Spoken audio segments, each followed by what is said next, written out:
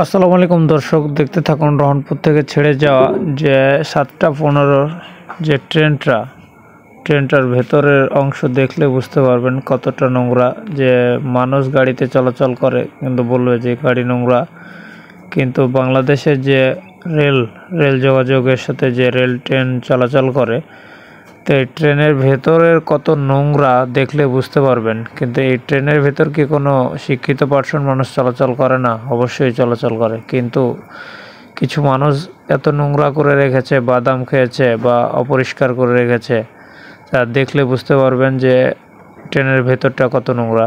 মানুষ গাড়িতে চলাচল করার সময় বলে যে আপনাদের গাড়ির ভিতর নোংরা, কিন্তু আসলে ট্রেনটার ভিতর কতটা নোংরা দেখলে পার্থক্য করতে পারবেন। আসলে মানুষ এত নোংরা হলে কেমন করে হবে? বাংলাদেশের মানুষকে তো পরিবর্তন করা উচিত বা সচেতন করা উচিত।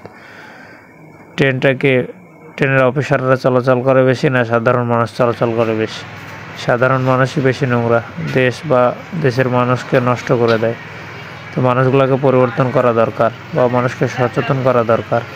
তবে দেখতে থাকুন, এই ট্রেনের ভেতরের দৃশ্যটা দেখলেই একটা সুস্থ মস্তিষ্কের মানুষেরও ভিতরটা খারাপ করবে বা অসুস্থ হয়ে যাবে। এই সুস্থ মানুষগুলো যাচ্ছে কেমন করে? এরা তো অসুস্থ মানুষ, অসুস্থর জন্য তো ওরা দেখতে পাচ্ছে না যে এর ভেতরটা নোংরা। ধন্যবাদ।